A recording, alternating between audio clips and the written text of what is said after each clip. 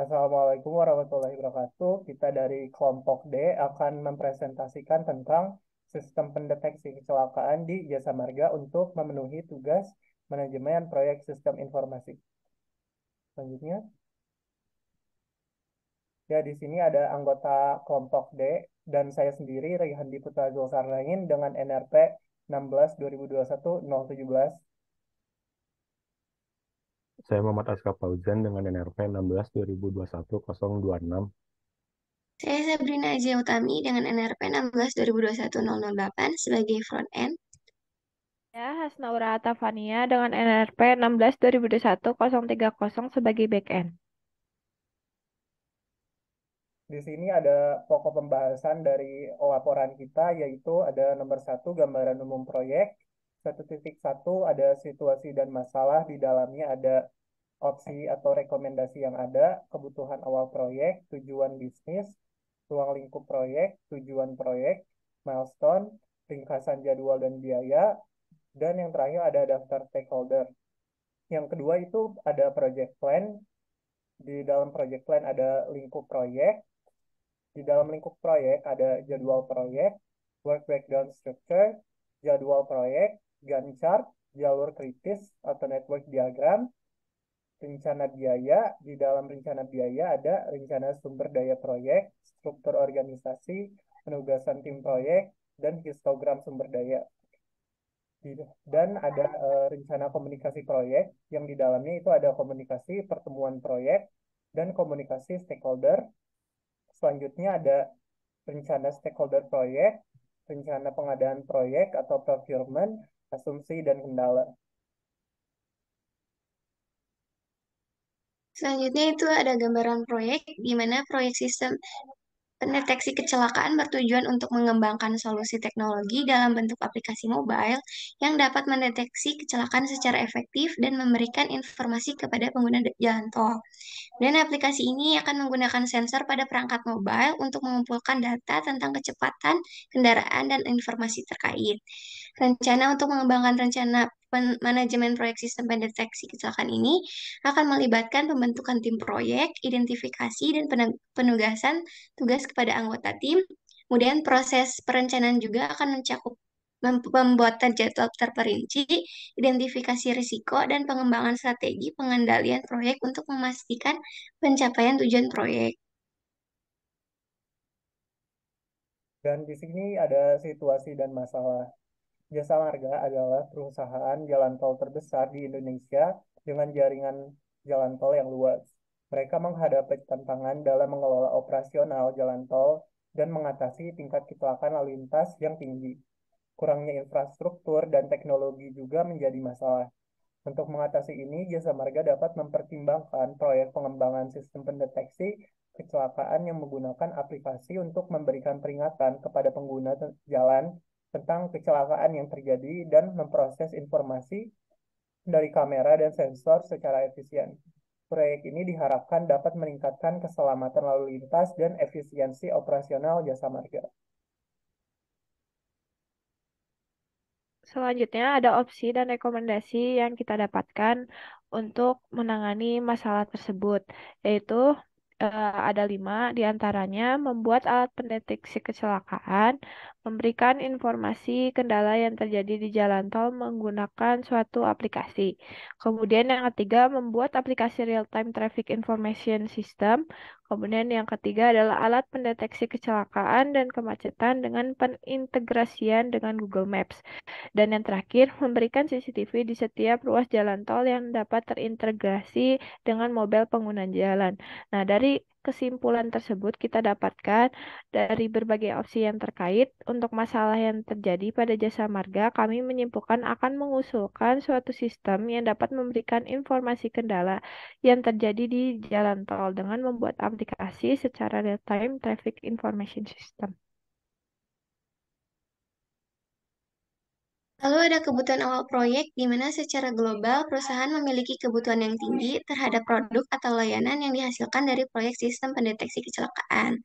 Dan dalam lingkup transportasi dan keselamatan jalan, kecelakaan menjadi isu yang serius dan perlu penanganan yang efektif. Produk atau layanan yang diharapkan dari proyek ini adalah solusi teknologi yang mampu mendeteksi kecelakaan dengan akurasi tinggi, memberikan respon cepat, dan menyediakan informasi yang berguna kepada pengguna jalan tol. Kemudian sistem ini harus memiliki antarmuka pengguna yang mudah digunakan dan intuitif. Kemudian sistem harus menghasilkan laporan otomatis tentang waktu, lokasi, dan karakteristik kecelakaan. Sistem harus memungkinkan pemantauan jarak jauh oleh petugas pemantau lalu lintas. Kemudian sistem harus dapat memberikan notifikasi secara real time kepada petugas pemantau lalu lintas. Lalu sistem pendeteksi kecelakaan harus dapat terintegrasi dengan sistem darurat yang ada. Dan yang terakhir, sistem harus memungkinkan pemantauan jarak jauh oleh petugas pemantau lalu lintas, yang dimana sistem ini harus terintegrasi dengan perangkat keras. Dan selanjutnya ada tujuan bisnis. Di dalam tujuan bisnis perusahaan jasa marga terkait proyek ini adalah untuk meningkatkan kepuasan pengguna jalan tol dan menjaga reputasi perusahaan dengan mengurangi dampak negatif yang terjadi akibat kecelakaan agar perusahaan dapat menciptakan lingkungan yang lebih aman bagi pengguna jalan tol, meningkatkan kepercayaan mereka, dan memberikan pengalaman berkendara yang lebih baik. Hal ini diharapkan dapat meningkatkan loyalitas pengguna jalan tol, menarik lebih banyak pengguna baru, serta memperkuat posisi jasa marga sebagai perusahaan jalan tol yang paling terkemuka di Indonesia. Lalu selanjutnya untuk ruang lingkup proyek. Ruang lingkup proyek ini bertujuan untuk mengembangkan dan mengimplementasikan sebuah aplikasi mobile yang bertujuan untuk memberikan informasi kepada pengguna jalan tol. Aplikasi ini akan memanfaatkan teknologi sensor pada perangkat mobile yang untuk mengumpulkan data tentang kecepatan kendaraan dan informasi lain yang berkaitan. Pertimbangan ruang lingkup proyek ini didasarkan pada kebutuhan untuk meningkatkan keamanan di jalan tol dan memberikan respon terhadap kecelakaan. Aplikasi akan mengenali pola gerakan yang tidak wajar yang dapat mengindikasikan adanya kecelakaan, seperti perubahan mendadak dalam kecepatan atau orientasi kendaraan. Ruang lingkup proyek ini juga mencakup aktivitas seperti kebutuhan analisis kebutuhan pengguna, desain antarmuka, pengembangan perangkat lunak, pengujian, latihan pengguna, dan implementasi aplikasi mobile di platform yang telah ditentukan. Selanjutnya ada tujuan proyek. Di dalam tujuan proyek ini dilaksanakannya proyek sistem pendeteksi kecelakaan tol, kecelakaan oleh perusahaan jasa marga adalah sebagai berikut.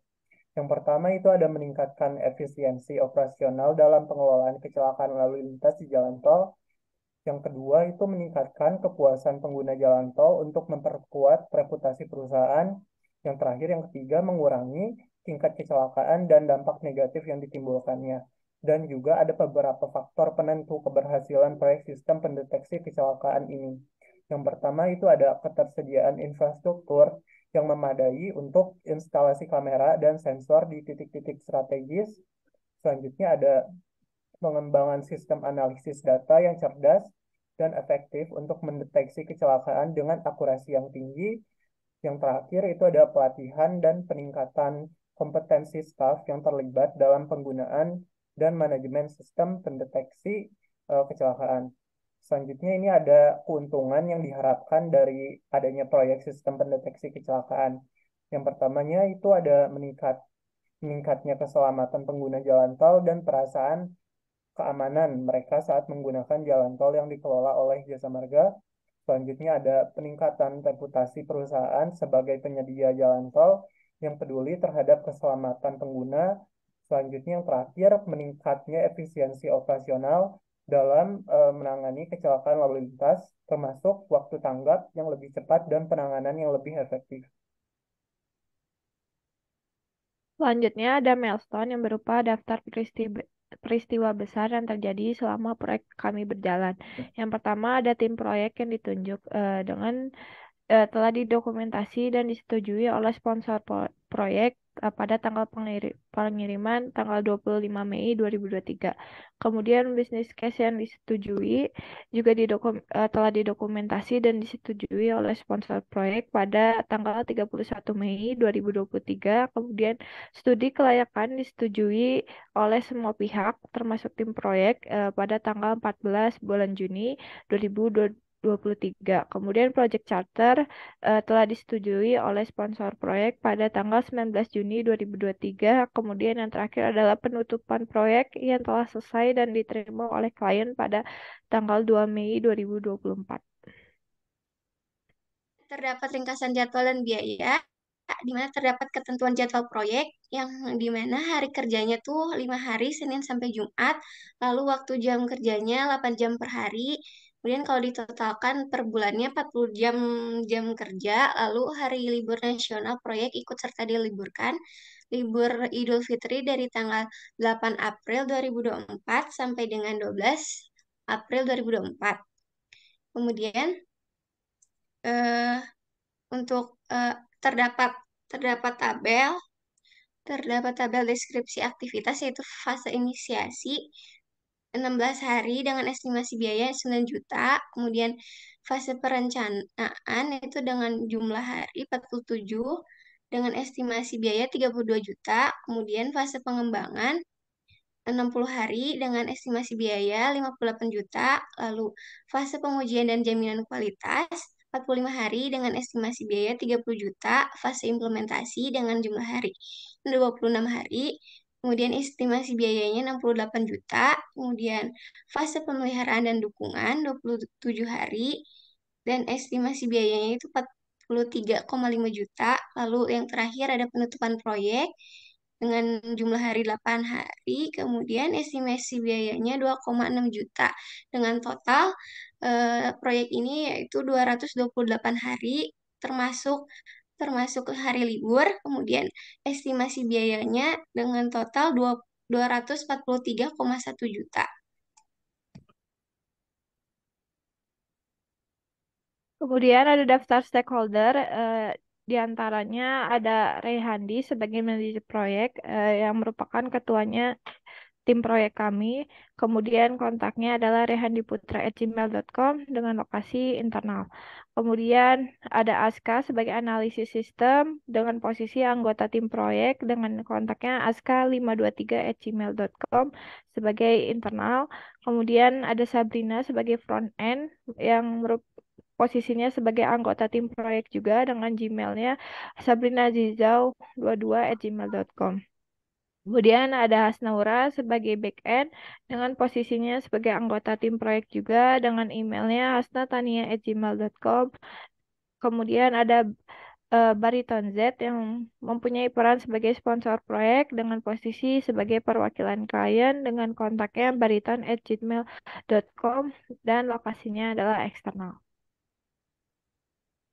Kemudian terdapat lingkup proyek, di mana terdapat karakteristik dan persyaratan produk atau detail product requirements, di mana ada antar muka pengguna, integrasi dengan infrastruktur yang ada seperti kamera pemantau, sensor, lalu lintas, dan sebagainya.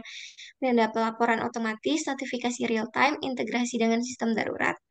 Kemudian untuk kriteria penerimaan penggunaan produk, sistem harus memiliki antar muka pengguna yang mudah digunakan, sistem harus mampu menghasilkan laporan otomatis termasuk waktu, lokasi, dan karakteristiknya, sistem harus memungkinkan pemantauan jarak jauh oleh petugas, di mana sistem ini harus terintegrasi dengan perangkat keras, lalu sistem harus memberikan notifikasi secara real-time, kemudian sistem harus terdapat terintegrasi dengan sistem darurat yang ada.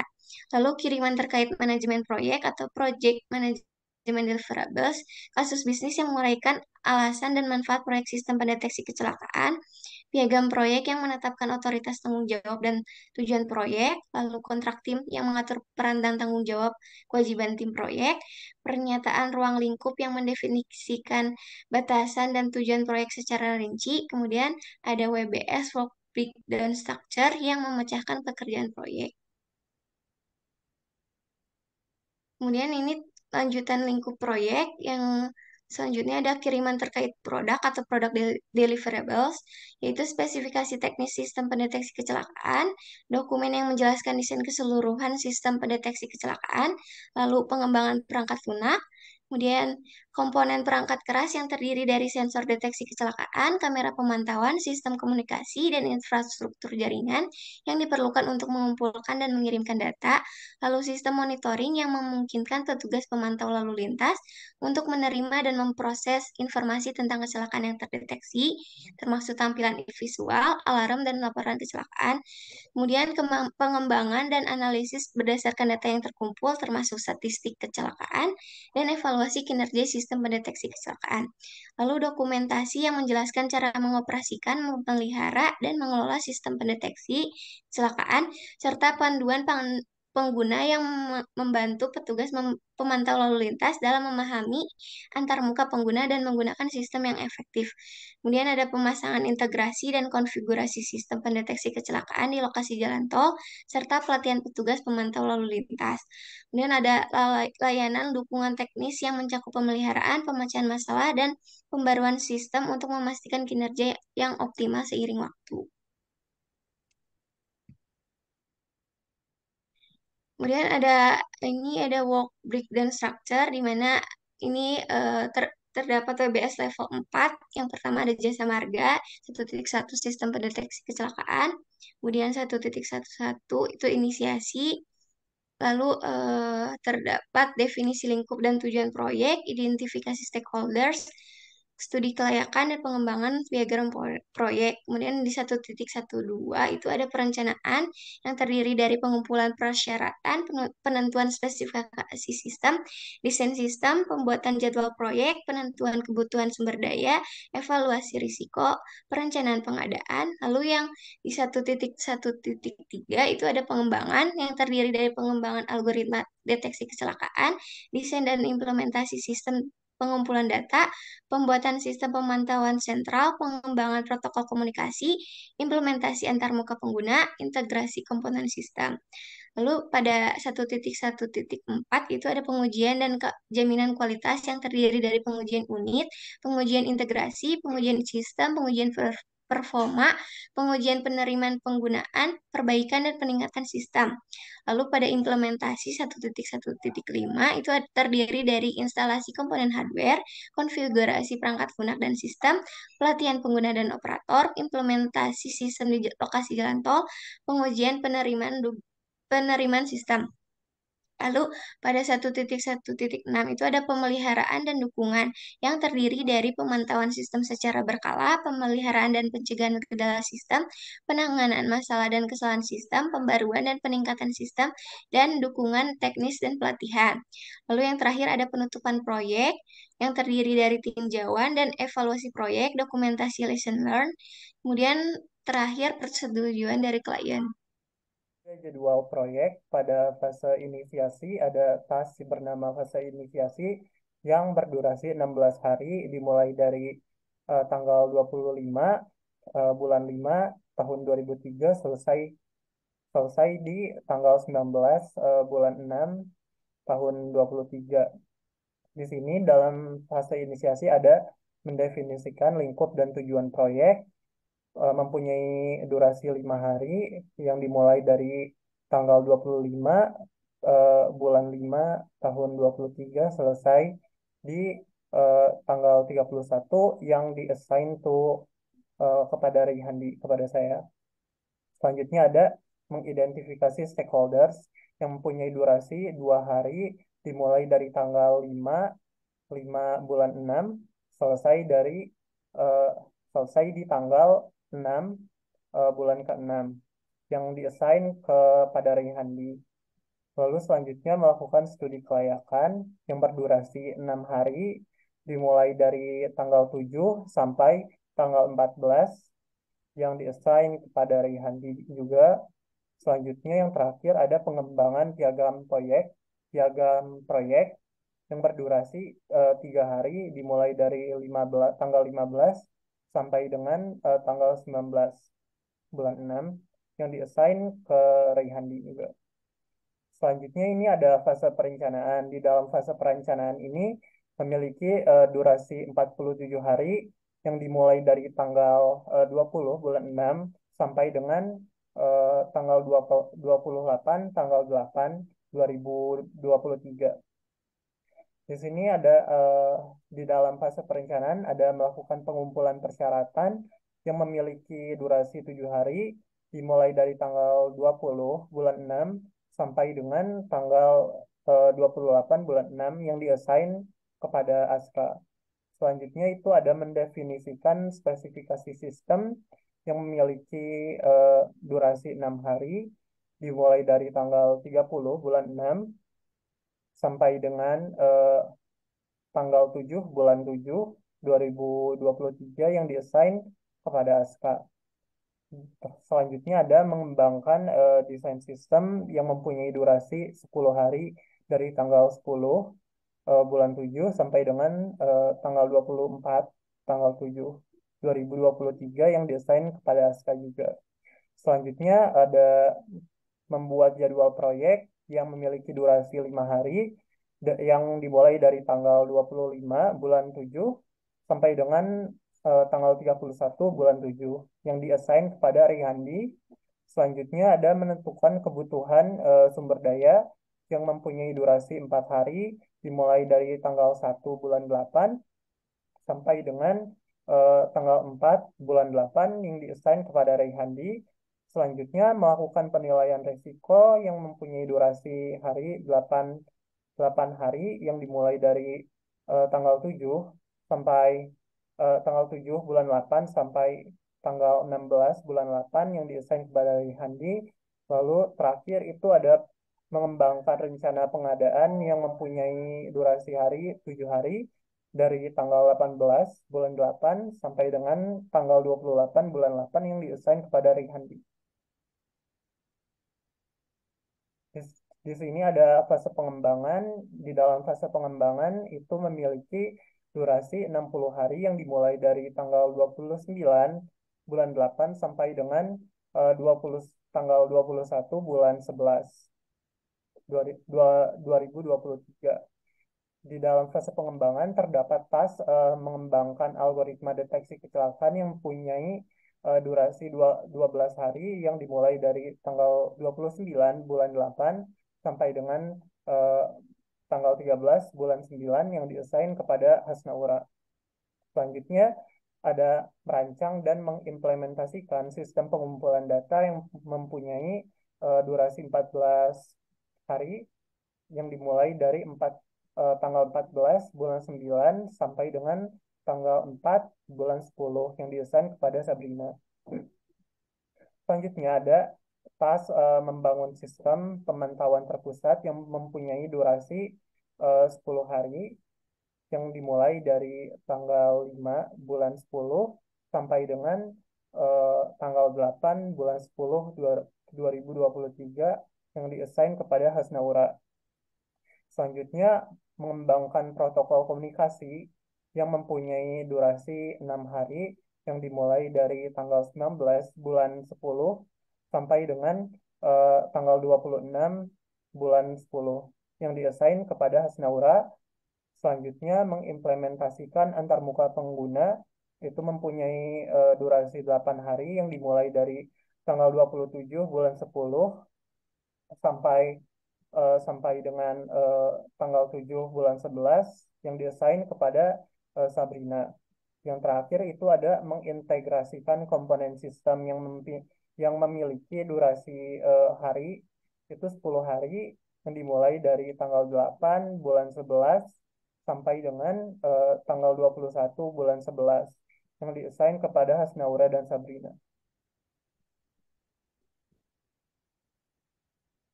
Di sini ada fase pengujian dan jaminan kualitas yang memiliki durasi 45 hari yang dimulai dari tanggal 22 bulan 11 sampai dengan tanggal 26 bulan 1 2024.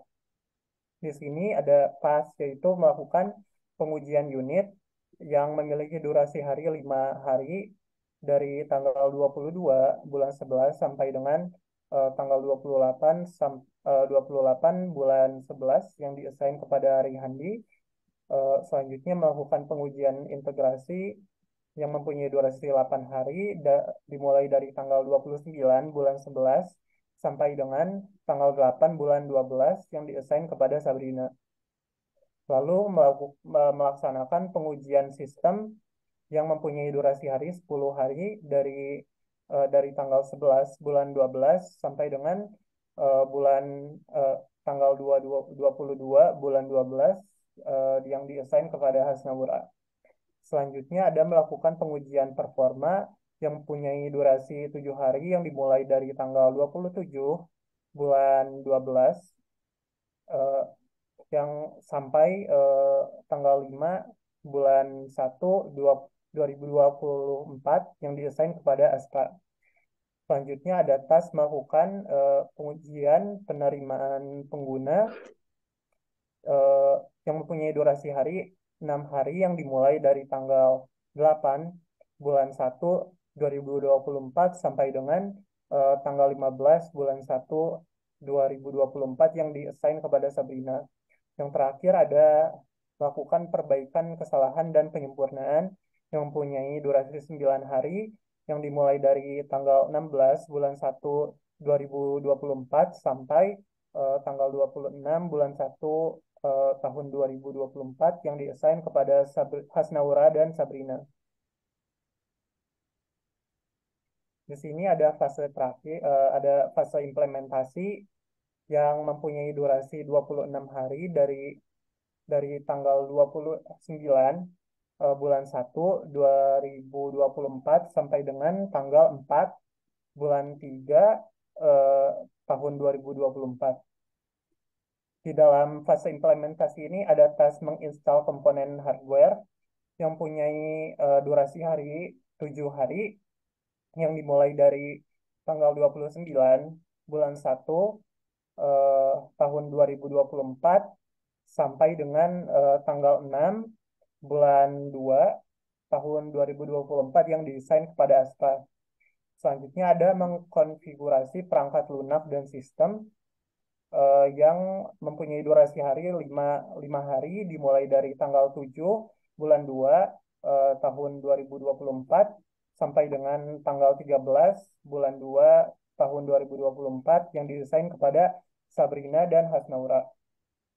Dan selanjutnya ada melatih pengguna dan operator yang mempunyai durasi hari 4 hari yang dimulai dari tanggal 14 bulan 2 tahun 2024 sampai dengan tanggal 19 bulan 2 yang diassign kepada Sabrina. Selanjutnya itu ada mendeploy sistem di lokasi jalan tol yang mempunyai durasi hari 5 hari dari dari tanggal 20 bulan 2 tahun 2024 sampai dengan tanggal 26 bulan 2 yang diassign kepada Rihandi. Eh, Lalu terakhir itu ada melakukan pengujian penerimaan sistem yang mempunyai durasi hari 5 hari dimulai dari tanggal 27 bulan 2 tahun 2024 sampai dengan tanggal 4 eh, bulan 3 yang diassign kepada Sabrina.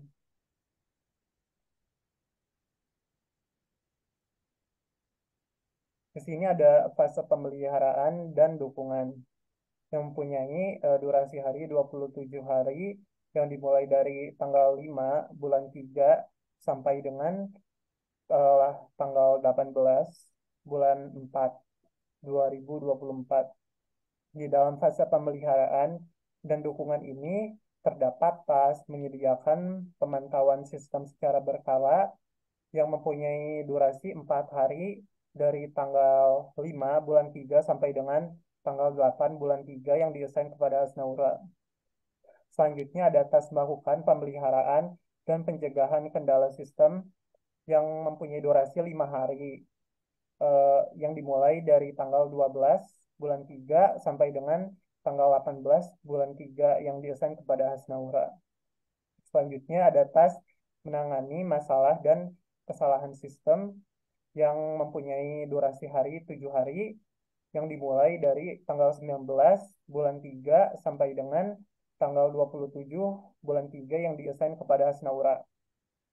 Selanjutnya ada tas melakukan pembaruan dan penyempurnaan sistem yang mempunyai durasi hari 6 hari dimulai dari tanggal 28 bulan 3 sampai dengan sampai dengan tanggal 4 bulan 4 yang diassign kepada Hasnaura dan Sabrina.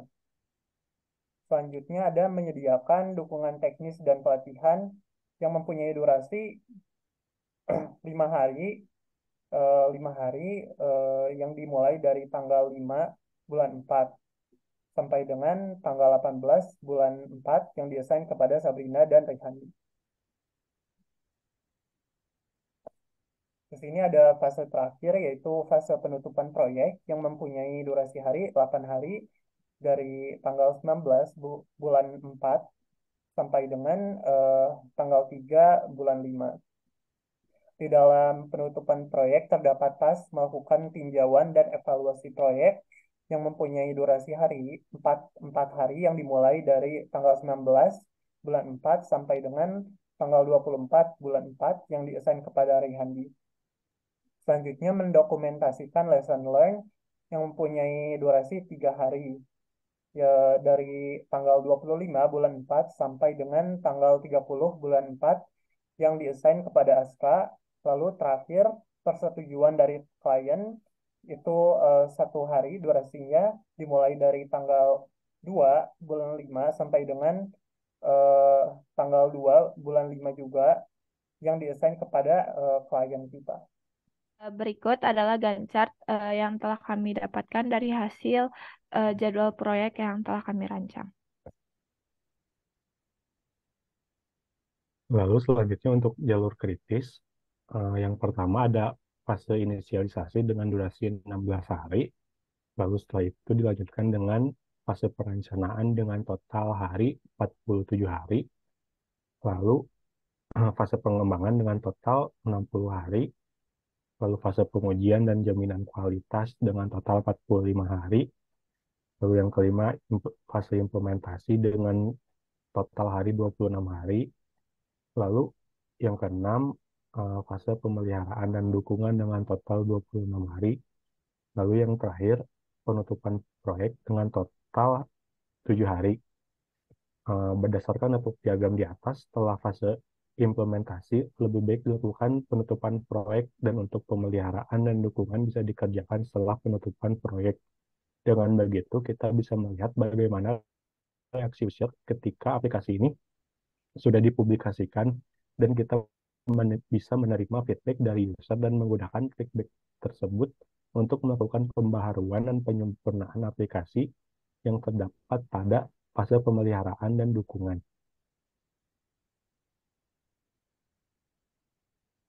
Ya, di sini ada rencana biaya di dalam fase inisiasi ada work breakdown struktur di dalamnya itu ada mendefinisikan lingkup dan tujuan proyek yang mempunyai durasi hari 5 hari, tarif tenaga kerjanya 300, jumlah tenaga kerjanya 1, biaya tenaga kerjanya itu 1.500, biaya lain-lain itu 2 juta 2.500. Yang total tasnya itu 4 juta. Selanjutnya ada mengidentifikasi stakeholder dengan durasi hari 2, tarif tenaga kerja 150, jumlah tenaga kerja 1, biaya tenaga kerja 300, dan biaya lain-lain itu 500, yang total per tasnya menjadi 800.000. Selanjutnya melakukan studi kelayakan memiliki durasi hari 6, tarif tenaga kerja 300, jumlah tenaga kerja 1, biaya tenaga kerja 1.800, biaya lain-lain 3.000, yang menjadikan total per tasnya 2,1 juta. Selanjutnya ada pengembangan piagam proyek memiliki durasi 3 hari, tarif tenaga kerja 300, jumlah tenaga kerja 1, biaya tenaga kerja 900, biaya lain-lain 1.200, yang menjadikan total per tasnya itu 2,1 juta. Selanjutnya ada fase perencanaan memiliki durasi hari 47 yang totalnya itu 32 juta. Di dalam fase perencanaan ada melakukan pengumpulan persyaratan, memiliki durasi hari 7, memiliki harga 300, jumlah tenaga kerja 1, dan tarifnya 2.100. Dan biaya lain-lainnya itu 200, menjadikan total tasnya itu 2,3 juta.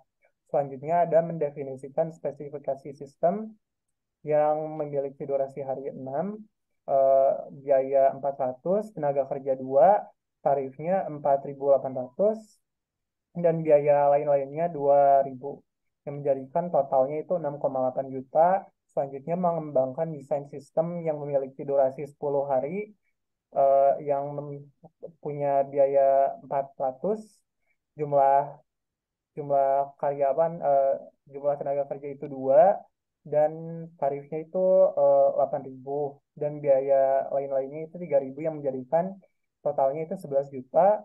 Lalu membuat jadwal proyek, memiliki eh, memiliki durasi 5 hari dan memiliki tarif 2.250, memiliki tenaga kerja 1, lalu memiliki tarifnya itu sejuta 1.250, dan memiliki biaya lain-lainnya itu 250, menjadikan totalnya itu 1,5 juta.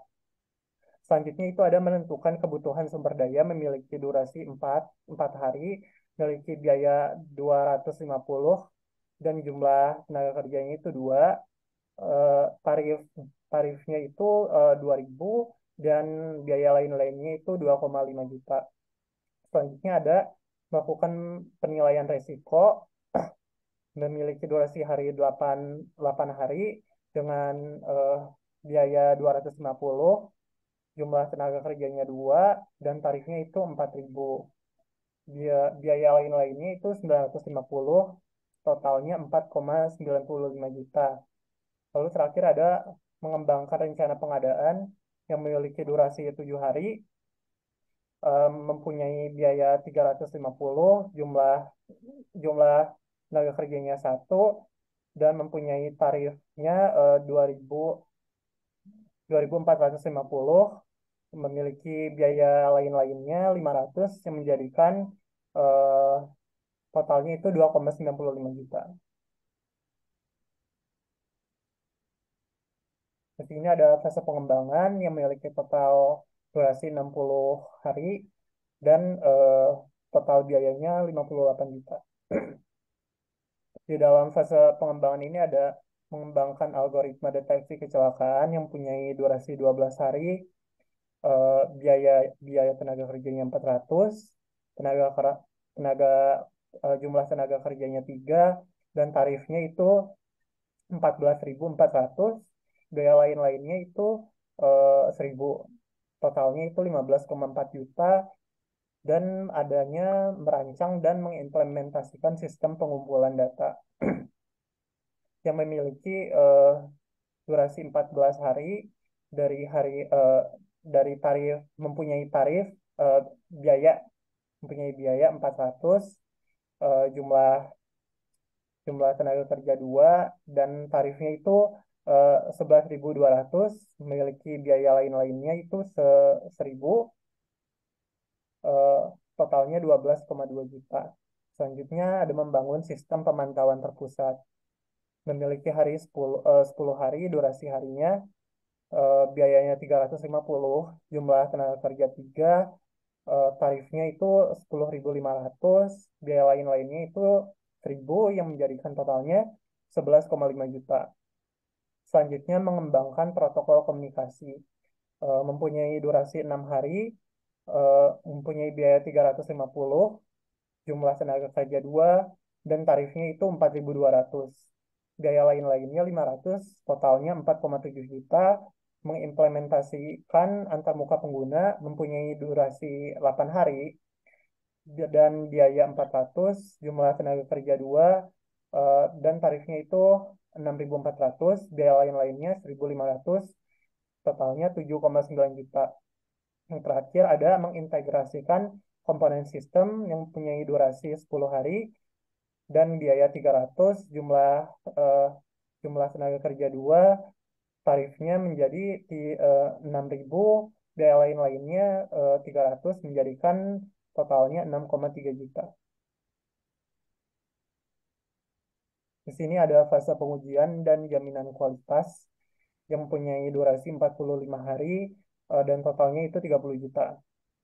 Yang pertama itu melakukan pengujian unit, durasinya 5 hari, biaya 350, jumlah tenaga kerja 1, dan eh, tarifnya 1.750. Biaya lain-lainnya 250 yang menjadikan totalnya 2 juta. Selanjutnya melakukan pengujian integrasi yang memiliki durasi 8 hari, mempunyai biaya 350, jumlah tenaga kerjanya 2, dan tarifnya 5.600, biaya lain-lainnya 750, totalnya jadi 6,35 juta. Selanjutnya ada melaksanakan pengujian sistem yang mempunyai durasi 10 hari, biayanya 350, jumlah karyawan tenaga kerjanya 1, dan tarifnya 3.500, biaya lain-lainnya 400, jadi totalnya 3,9 juta.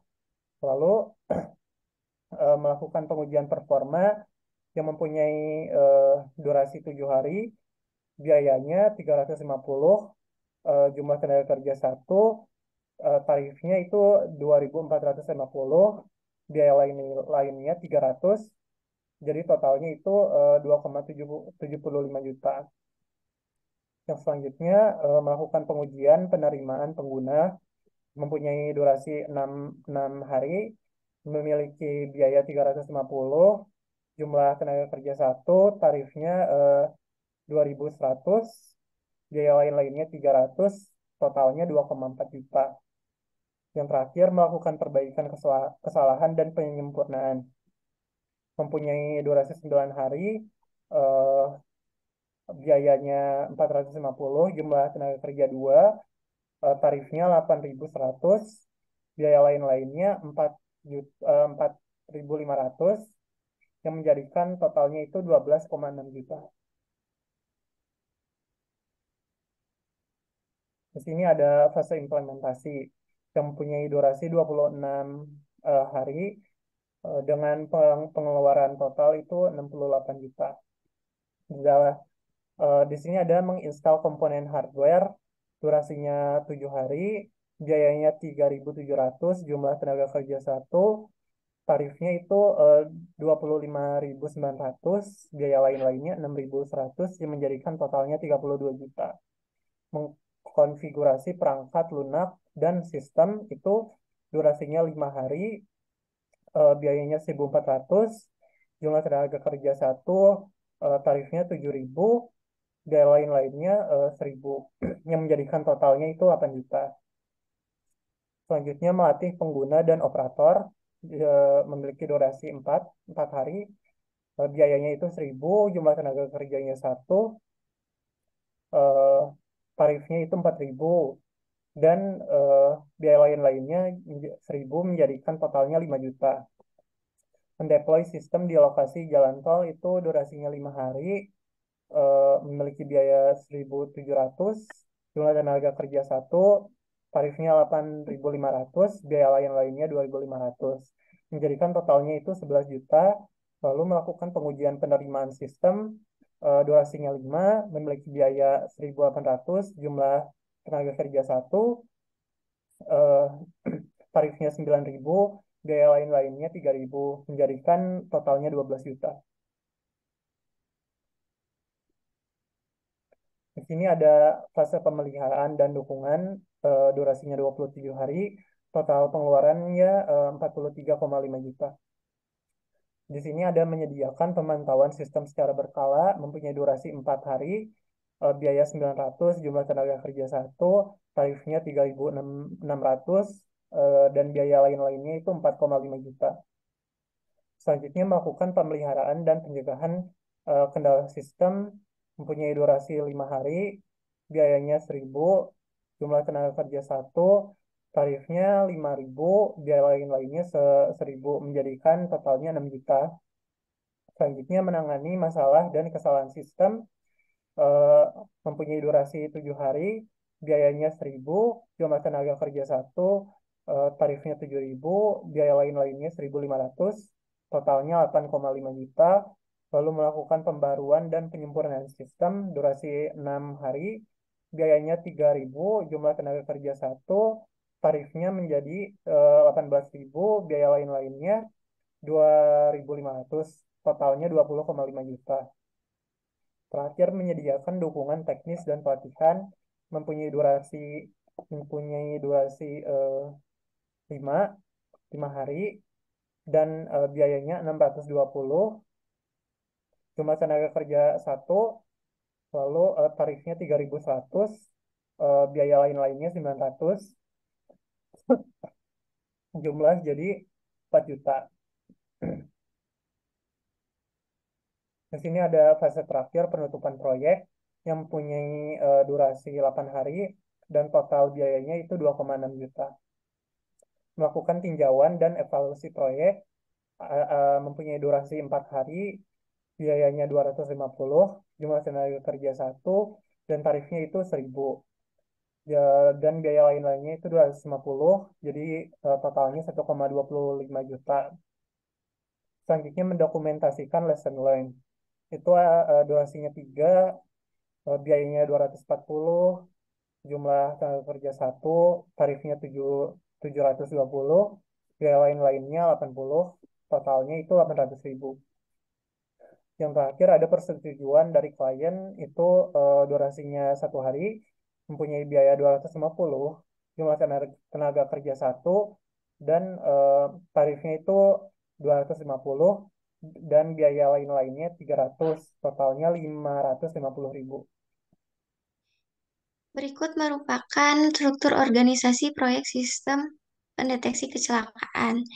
Pemilik proyeknya itu Jasa Marga, lalu manajer proyeknya Rehandi Putra Julkarnain, lalu pada analis sistem itu Muhammad Ajka Fauzan, dan pemrograman backend-nya itu Hasnaur Atafania H. Hermawan. Lalu untuk desain antarmuka atau front end itu saya sendiri, yaitu Sabrina Aziza Utami. Selanjutnya, penugasan dalam tim proyek kami terkait peran manajer proyek mempunyai tanggung jawab atau wewenang membuat rencana kerja proyek, menugaskan pekerjaan ke anggota tim proyek, memantau jalannya proyek dan kerja tim, kemudian memfasilitasi komunikasi dan kolaborasi antara anggota tim, mengidentifikasi risiko-risiko yang mungkin mempengaruhi proyek, baik terkait dengan teknologi, anggaran, jadwal, maupun faktor lainnya. Kemudian dia juga mengelola sumber daya proyek termasuk anggaran, personel, peralatan, dan infrastruktur. Kemudian ia juga harus menjalin komunikasi yang efektif dengan pihak-pihak terkait proyek seperti klien, pemangku kepentingan, dan pihak eksternal lainnya. Dengan peran tersebut ditanggung oleh Rehandi Putra.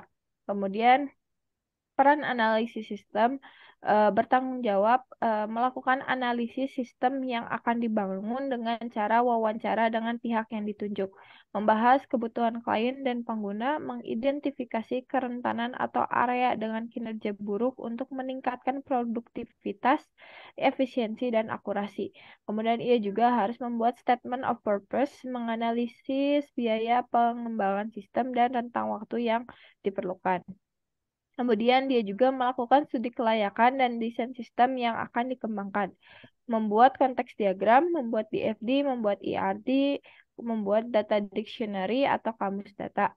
Kemudian ia juga harus mengumpulkan dan menganalisis data yang relevan untuk proyek pendeteksi kecelakaan untuk mendapatkan wawasan yang berguna dalam pengembangan sistem. Kemudian dia juga berkolaborasi dalam membuat keputusan teknis, mengatasi tantangan, dan memastikan kesesuaian dengan persyaratan bisnis, memastikan sistem pendeteksi kecelakaan dapat berfungsi dengan baik dan memenuhi persyaratan yang telah ditetapkan. Peran tersebut ditanggung oleh Muhammad Aska.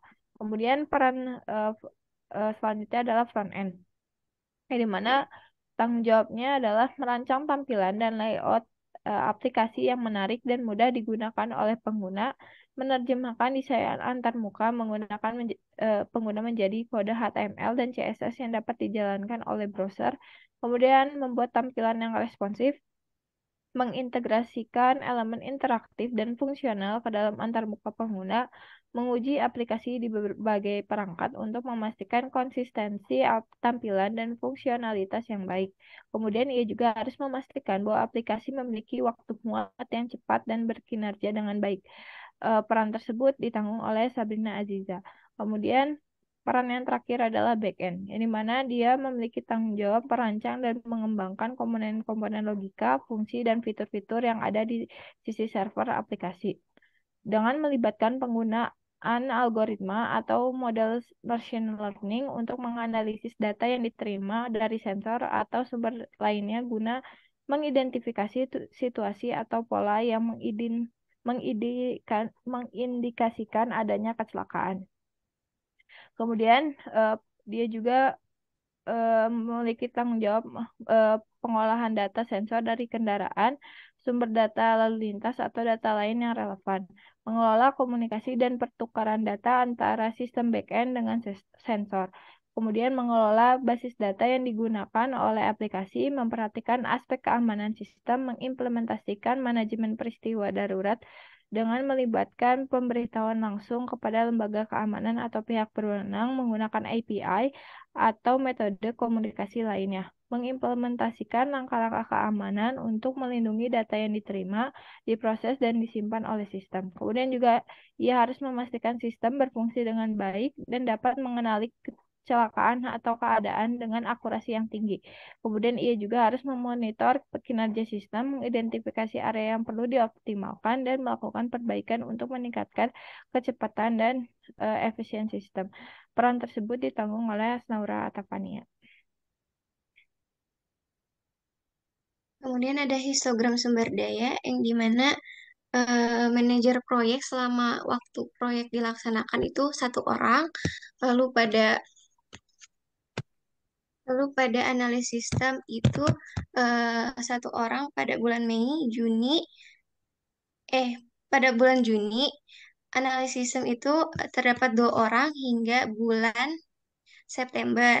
Lalu pada bulan Oktober dan hingga bulan Mei 2024 itu satu orang. Lalu pada back end pada Mei sampai dengan Agustus itu satu orang. Lalu pada September hingga November itu 3 orang. Lalu pada Desember sampai dengan bulan Maret 2024 itu 2 orang. Lalu pada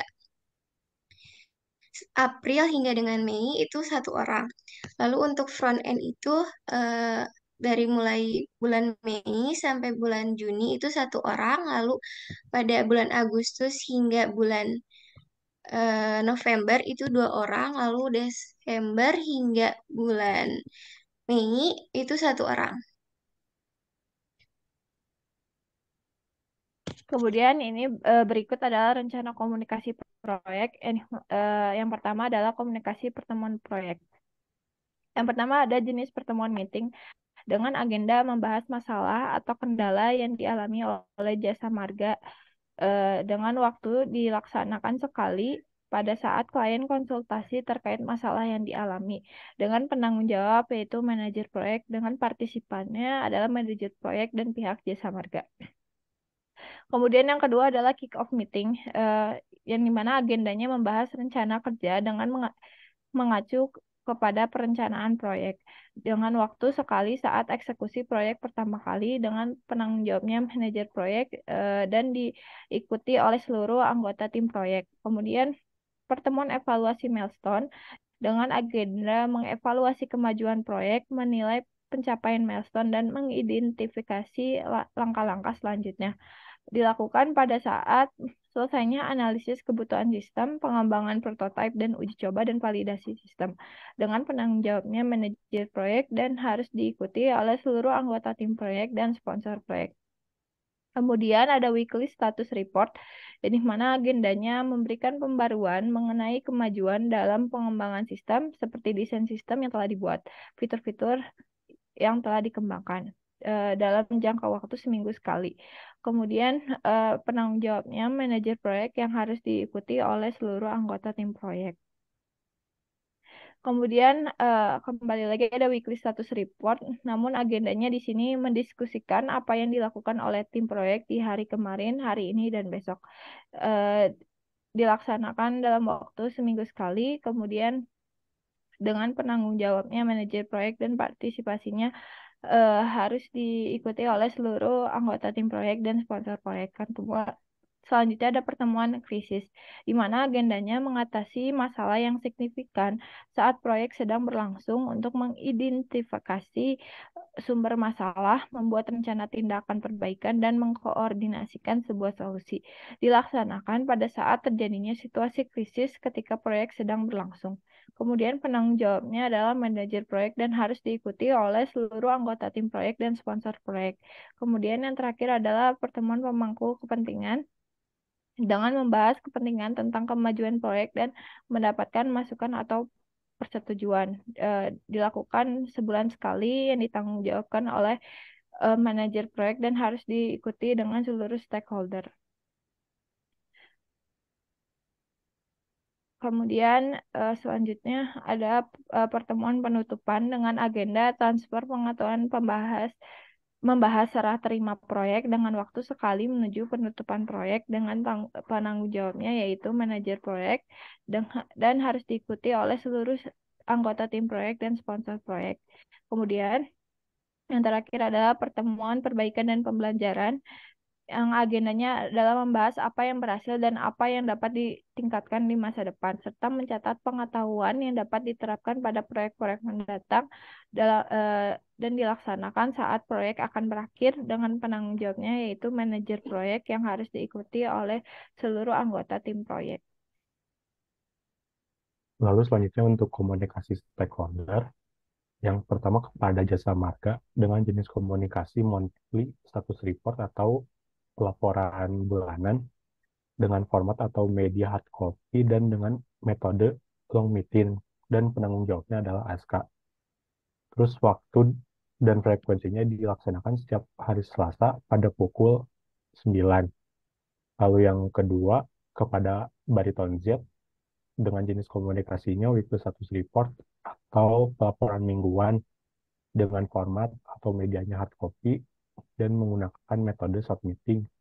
Dan penanggung jawab pada weekly status report ini adalah Rehandi pada tenggat waktu atau frekuensi setiap hari Senin pada pukul 10. Lalu untuk rencana stakeholder proyek, yang pertama ada jasa marga dengan power atau interest tinggi dan keterlibatannya adalah leading. Strategi untuk mengelola stakeholdernya adalah melibatkan diri dalam pertemuan bulanan. Lalu yang kedua ada Bariton Z dengan power interest tinggi dan keterlibatannya suportif. Lalu melibatkan diri dalam mengarahkan proyek dan pertemuan rutin dengan seluruh anggota tim proyek.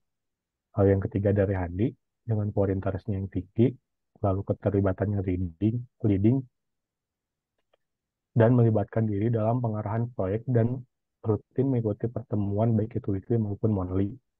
Lalu yang keempat ada Hasnaura dengan power atau interest yang tinggi, lalu keterlibatannya leading dan melibatkan diri dalam pertemuan weekly secara rutin.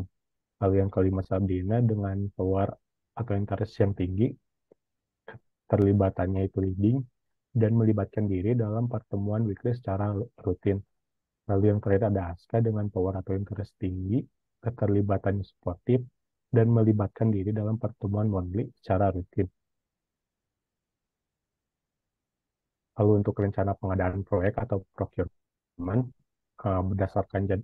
berdasarkan rencana biaya proyek, keputusan yang diambil, yang pertama ada pilihan satu yaitu make, membuat aplikasi dengan menggunakan semua sumber daya yang ada di dalam proyek. Sumber daya yang dimaksud adalah tenaga kerja, perangkat keras, perangkat lunak, infrastruktur, dan sumber daya lainnya dengan biaya total 243.100.000.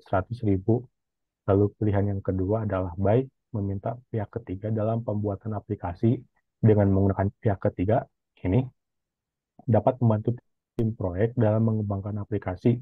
Akan tetapi, jika kita menggunakan opsi ini, biaya proyek akan membengkak dan akan menghambat kemajuan dari proyek dengan total biayanya 300 juta. Untuk selisih biayanya, yaitu pilihan 2 dikurang dengan pilihan 1 menghasilkan 300 juta dikurang 243 juta 100 sama dengan 56 juta 900. Rekomendasi yang dihasilkan berdasarkan perhitungan biaya di atas, direkomendasikan menggunakan pilihan pertama atau pilihan make yang berarti membuat aplikasi dengan menggunakan semua sumber daya yang sudah disediakan. Karena ketika proyek menggunakan opsi ini, proyek dapat menghemat sebesar 56.900.000 dalam pembuatan aplikasi pendeteksi kecelakaan di jalan tol ini. Ya, di sini ada asumsi dan kendala. Yang pertama-tama ada daftar asumsi perencanaan yang telah dibuat. Yang pertama itu ada lingkup proyek, tidak akan mengalami perubahan yang signifikan selama pelaksanaan proyek. Yang kedua ada evaluasi dan perbaikan sistem, akan dilakukan secara rutin untuk meningkatkan efisiensi dan efektivitas sistem. Yang terakhir, yang ketiga, dukungan dan pemeliharaan sistem secara berkala akan tersedia sesuai jadwal yang direncanakan. Selanjutnya ada kendala yang telah diidentifikasi perencanaan yang dihadapi ketika menjalankan proyek. Yang pertama itu ada batasan anggaran yang tepat untuk melaksanakan semua tahapan proyek. Yang kedua ada keterbatasan sumber daya manusia yang tersedia untuk menjalankan proyek. Yang ketiga memungkinkan terjadinya gangguan atau masalah teknis selama implementasi sistem pendeteksi kecelakaan. Yang keempat, adanya risiko teknis yang kompleks yang dapat mempengaruhi jadwal proyek. Yang terakhir, kelima, terbatasnya waktu pelatihan staf terkait penggunaan sistem pendeteksi kecelakaan.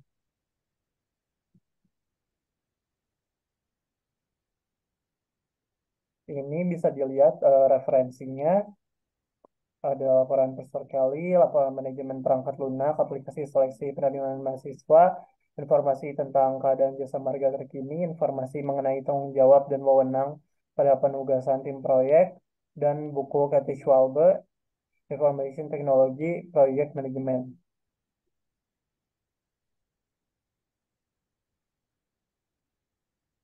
Dan segitu saja mungkin dari kelompok D, kelompok sistem kecelakaan di jasa marga. Terima kasih. Assalamualaikum warahmatullahi wabarakatuh.